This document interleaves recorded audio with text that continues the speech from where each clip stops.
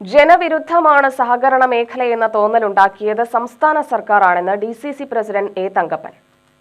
Kerala cooperative employees association വേതന കുടിശ്ശികയാവശ്യപ്പെട്ട് കളക്ടറേറ്റിന് മുന്നിൽ നടത്തിയ ധർണ എ തങ്കപ്പൻ ഉദ്ഘാടനം ചെയ്തു.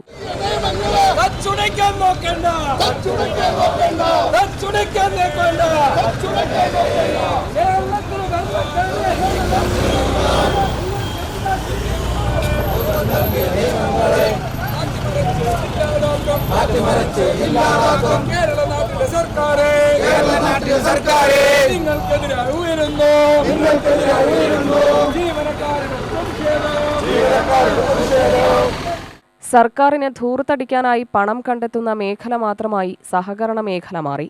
ജനാധിപത്യ വ്യവസ്ഥിതിയിൽ എന്തു ചെയ്യാൻ പാടില്ലയോ അത് മാത്രമാണ് സർക്കാർ ചെയ്യുന്നത്. സർക്കാർ ധൂർത്തിന്റെ ഉദാഹരണമാണ് വയനാട് ദുരിതാശ്വാസ എസ്റ്റിമേറ്റ്. സർക്കാർ ജീവനക്കാരെ കാണുന്നത് ശത്രുക്കളെ പോലെയാണെന്നും എ തങ്കപ്പൻ പറഞ്ഞു. ഓരോ സമരങ്ങളും ശക്തി കൂടിക്കൊണ്ട് തന്നെ പോരാട്ടത്തിലപ്പോൾ പക്ഷെ ഒരു ആത്മവിശ്വാസം നമ്മുടെ മനസ്സിൽ കൈവയ്ക്കുക.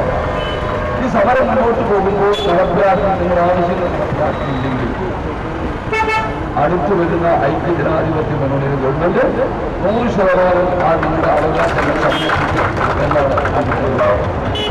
ശമ്പള പരിഷ്കരണം, ക്ഷാമാശ്വാസ കുടിശ്ശിക, ആരോഗ്യ സുരക്ഷാ പദ്ധതി ശമ്പള കുടിശ്ശിക തുടങ്ങിയ ആവശ്യങ്ങൾ ഉന്നയിച്ചായിരുന്നു KCEA ധർണ നടത്തിയത്. പ്രസിഡന്റ് C കൃഷ്ണകുമാർ അധ്യക്ഷനായി.